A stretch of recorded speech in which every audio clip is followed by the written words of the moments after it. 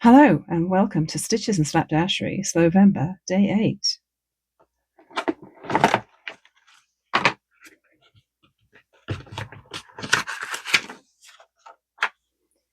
Used pressed leaves to decorate mason jars. Need PVA glue and sewing thread for wrapping. I saw this idea somewhere online, I can't remember where, and I thought it would be a lovely thing to do. I have a ton of mason jars or canning jars in my pantry, and there are plenty of leaves on the ground right now to pick up and press. I think what they did, if I remember correctly, because this is one of those things where I saw the idea and didn't save it, is apply the leaves and wrap sewing thread around over them a little bit, just a few strands of sewing thread over the leaves and glue that down as well, and then seal it all.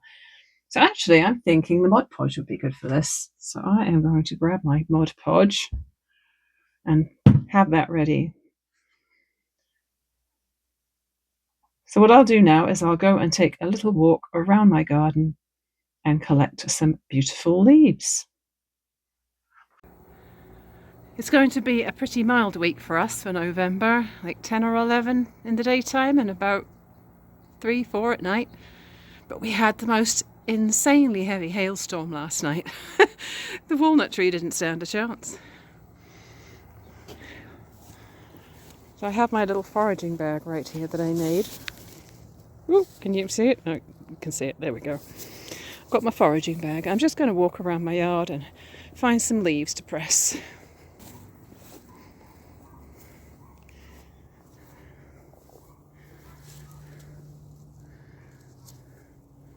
Honeysuckle's still hanging in there.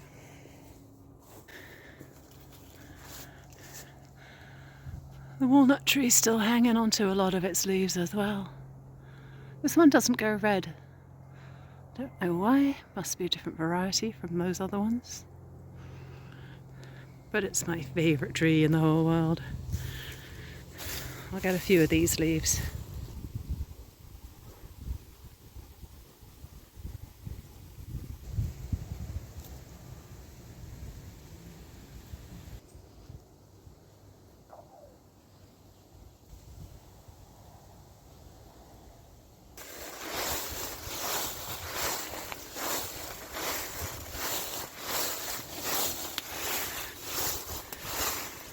Always good to kick through fall leaves at this time of the year. We don't rake them. We leave them there for the wildlife to hide in. Did you notice my rubber boots, aka Wellington boots? Flowery ones. So fun. This is the ivy I was talking about the other day. It's gone all the way along the neighbour's fence there and all along the side of this shed. All along the front of the shed. Pile of trimmings, which I suspect Mr. Stitches is leaving there, also for a wildlife refuge. And the rather tattered looking wasp's nest that's absolutely huge. That probably got a little bit beaten up in the hailstorm last night too. Here's my little foraging bag. Made of upcycled denim and ripstop nylon. It was a very slapdash project, but it does the job. And I just kept with the maple leaves. We have a few other trees and shrubs out there that probably would produce nice leaves, but I just love these maple leaves so much that I couldn't resist picking just those in a multitude of colours and concentrating on them alone. This is going to be another of those 2-day projects, isn't it? Because I need to press these overnight, or at the very least overnight. In fact, for the mason jar idea, I may need to press them for a few days, come to think of it. But I did find a couple with some damage on, and those just need to be pressed overnight, so I could do a bit of leaf mending again. Put a little patch of fabric back there and a bit of embroidery on. But just look at the lovely colours. My maple tree is mostly yellow, but every now and again you see one with some red in it. So that one's got a bit of damage. So I'll keep that one separate because it's going to be for crafting on. That one's got a couple of holes in as well. K3N Cloth Tales did a lovely video recently where she got her watercolours out, and she had a leaf and she picked all of the colours out in the leaf and did a little swatch of colour on the opposite page in her journal. It's a good exercise in really observing that there are actually multiple colours in each leaf.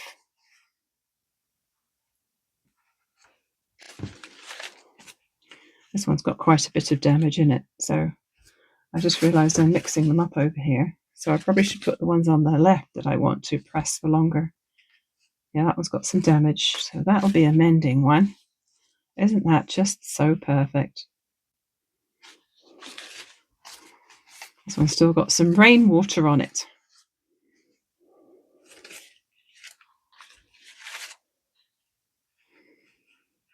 I thought this was quite unusual. It's a more elongated shape. This is all from the same tree, but look how different that one is. That one's got a bit of damage too. So I think what'll happen is some of these will end up on jars, applied to jars. Some of them will end up as a mended leaf. And some of them will just be hung up on my little mini clothesline in my sewing room, just so that I can admire them. That's really, really dark, almost black here.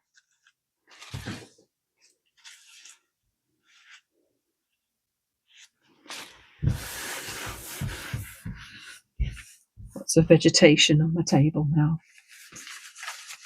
So I think for the overnight ones, I'll use this computer paper. I've got some of this computer paper, and I think I've had it for about 30 years. It's so old.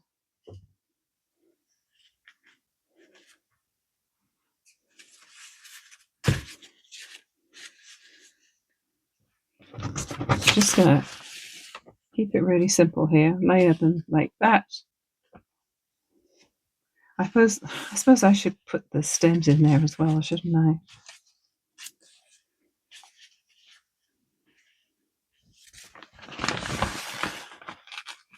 Oh, it's sticking out. Let's try something else.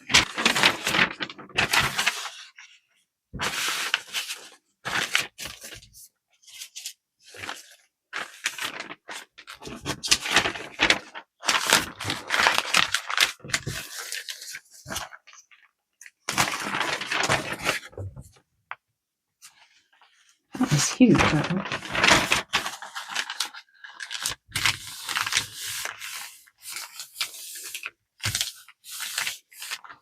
I'm going to put that aside with something heavy on it. I think my embroidery book would probably work for that because it's huge. Now for some more of these, I think we're going to just put it in between this really ancient pad. Select them, probably from a dollar store.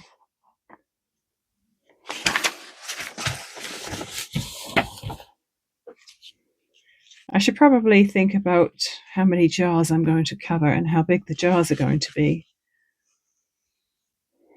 Like this one, I might just save and hang on my little washing line. Probably should go for some of the smaller ones because otherwise it's going to be too big to go on the jar, isn't it? That one I love.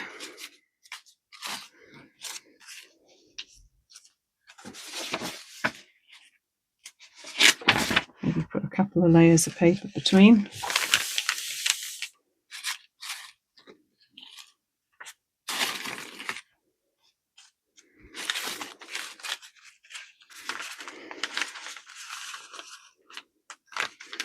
What I thought I would do, well, there's two things I can do. When I've got these mason jars ready with their leaf covering, I was thinking I could maybe get some of those battery operated tea lights.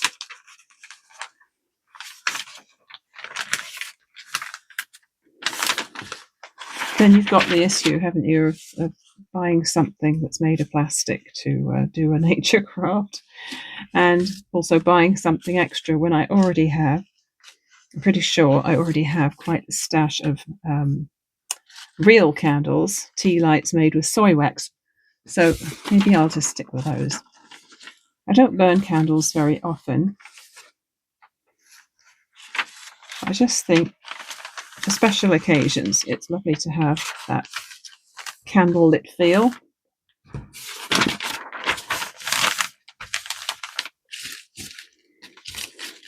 And mason jars don't tip easily. If you put them to the side and not where you're going to knock them. So this is what my leaf washing line looks like now. These are fresh ones that I just picked up out the garden this morning, and then this one is really dried and curled, and then these are the dried ones from a few days ago. This is the one I mended right here, and then I've got some more fresh ones on the other side. So beautiful. My mincemeat that I made yesterday is in its jars, and I'll insert a photograph right here so that you can see it packed perfectly into 4 medium mason jars. Just right. So I've put it in the fridge. No canning required, no heat required.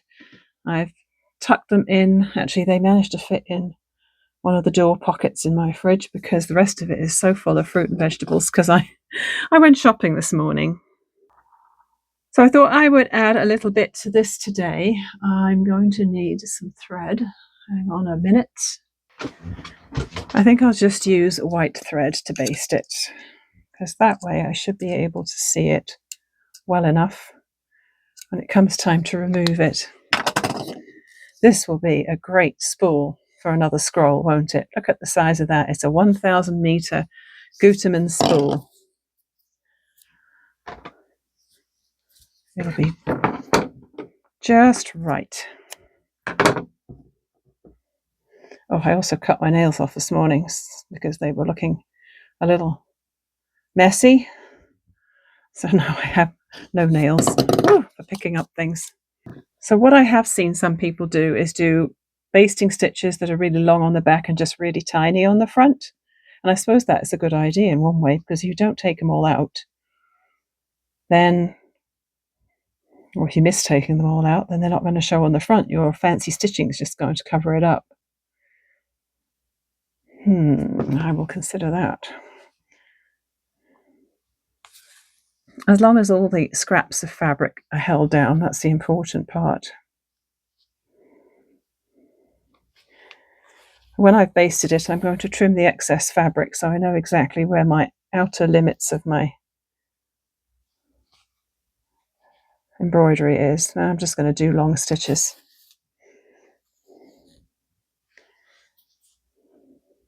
Good old-fashioned tacking, as we used to call it. Oh, I think this needle's got a bit gummy from something.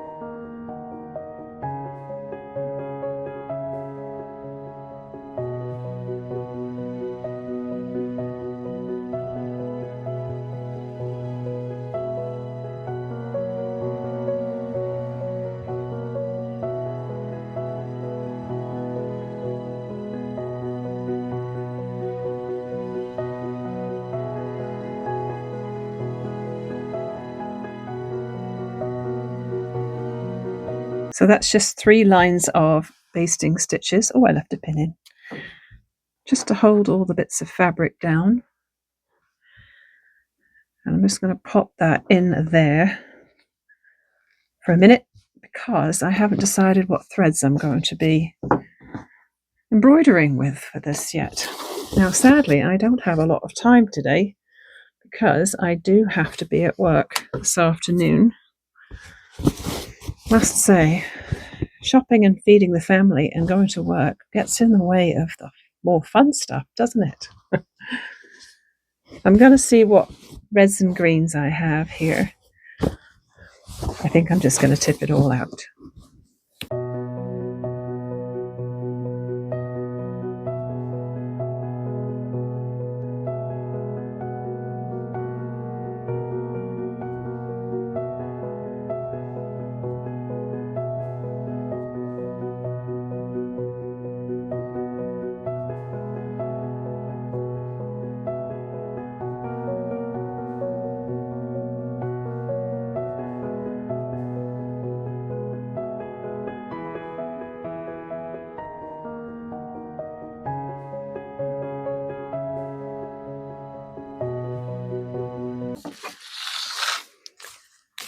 Well, I have a lot of reds and greens. I think some of them are duplicates. Well, I know some of these are duplicates. But that's quite a pretty pile. I also have a silver, which I had forgotten about. So there's that option. I'm not sure how easy this is to work with. It feels very crunchy. Is the only way I can describe that. And then I have these two, which would fit quite well with this background of this fabric here. So if I wanted to add something a bit lighter, this is more of a white background, I think, but that might work as well. I'm not always a fan of metallic. I think I might go with these. I like the more matte look of them. So I think that's it for now, because I need to go and have lunch and get my stuff ready to go to work, unfortunately.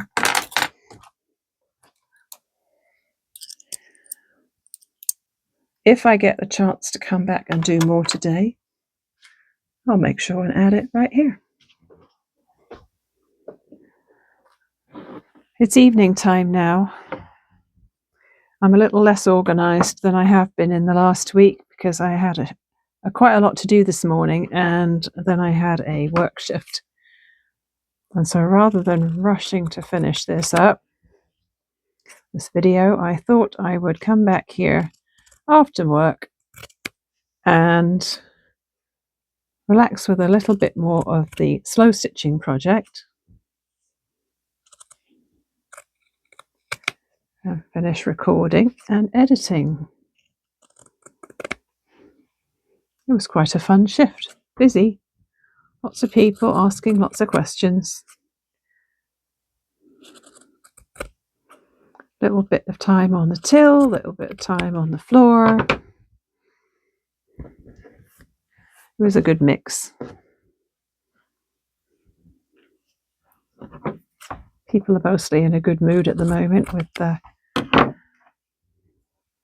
doing their Christmas shopping.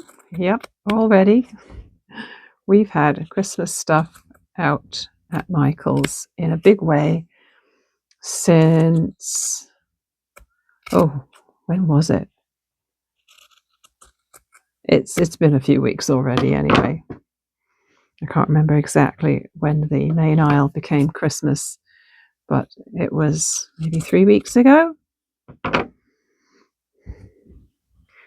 It's their biggest season financially, and their busiest season, obviously.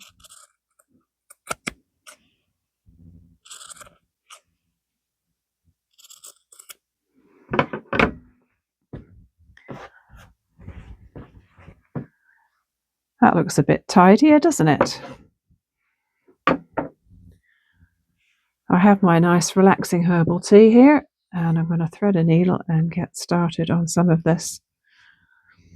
Now, I can't remember whether I mentioned, but I had a comment from a lovely person who suggested what I should be doing for my embroidery floss was pulling the strands out separately. Did I mention that before? I can't remember. It's a game changer. So what I've always been doing in the past for, what is it, like 40 years, is I will cut a piece off and then I'll just try splitting it into 2 bundles of 3. And they said, pull the strands out singly. I can't even find the end of this one. What on earth? That's not usually an issue with these, is it?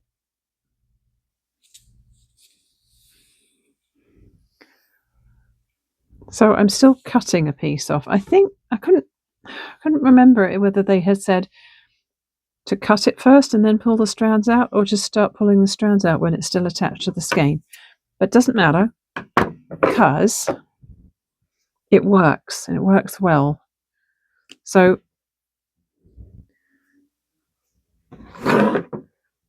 what you do is you just grab one strand and you pull, and it bunches up, but that's okay because it just unbunches itself, and then you have one strand. And then you do the same again until you have what you need. Awesome. I'm hoping I don't open up my paper cut again. I got a stonking great paper cut right there. I think it's going to be okay. But I was tidying up some Christmas pads of paper, and all I did was accidentally slide my finger along the edge of one, and I got quite a bad paper cut that decided to bleed a fair whack. And obviously with this cut here, and I have another cut on one of these other fingers, I've been doing well lately. But hey, if that's all I have to worry about, I guess life's pretty good, hey? So now I've got my 3 individual ones, and all I have to do is just put them all together, and then they're not twisted either. Like I said, game changer. So maybe I'll just start with a meandering stitch in this red thread, because I don't want to be doing too much thinking at this time of day. We're going to meander across and part close to the gnomes, but not through the gnomes. There's quite a few layers of fabric there.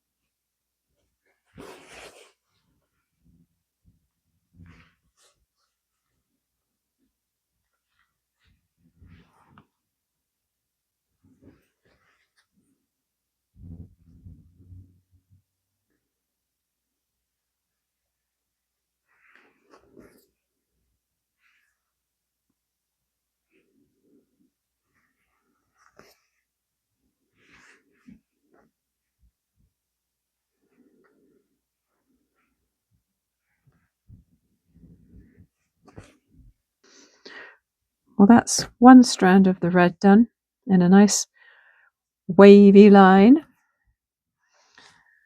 I've got another strand of or 3 strands of that dark red, but I'll put that aside for now.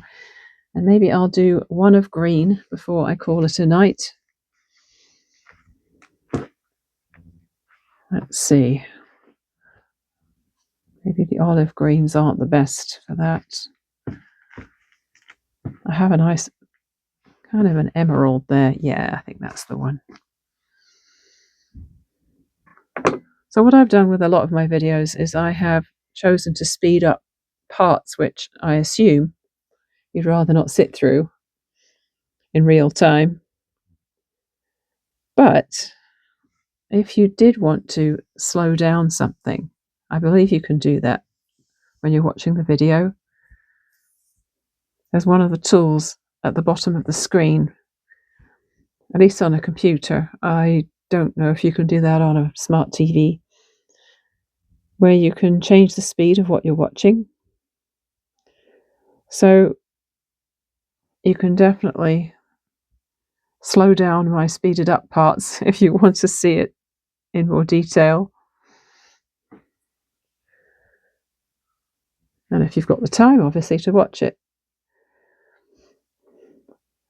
By the same token, if you want to fast forward past anything that doesn't interest you, that's perfectly fine. I do exactly the same thing with some videos.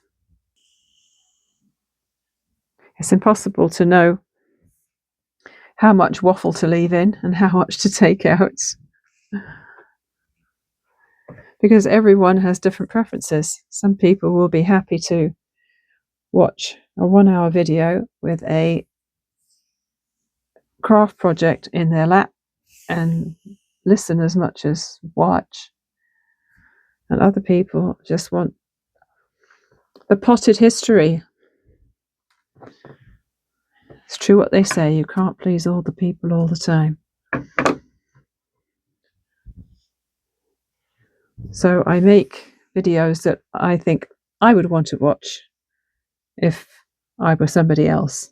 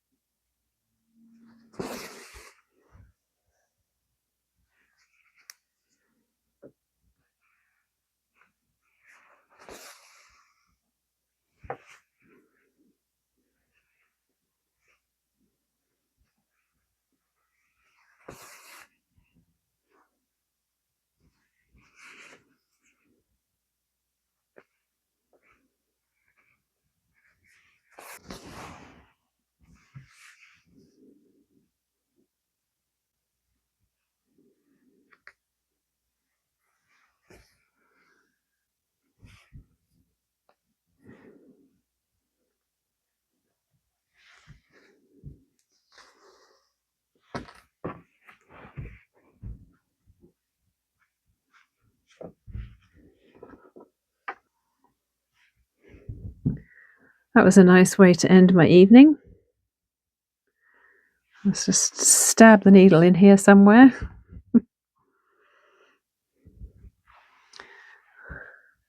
And I'll work more on that tomorrow. Well, that's it for day 8. The leaf pressing is obviously going to be a bit of a slow process. I can probably take the leaf mending leaves out from between their paper sheets tomorrow, because they only need just the one night, just to flatten them out, but not to completely dry them out. Because if they're too dry, then you're putting a needle through it and it's definitely a bit brittle. But the other ones may need a lot longer than that And I'm an impatient person, and I like to get on with these things. Once I decide I want to do something, I get impatient and want to get it done. So having this Slowvember practice is actually really good for me. So those mason jars will definitely get Mod Podged at some point in the future. And if it takes a while to get the leaves ready for it, we'll have lots of other things to get along with in the meantime. So thanks for watching. I really appreciate all the comments I've been getting, and I'll see you again tomorrow.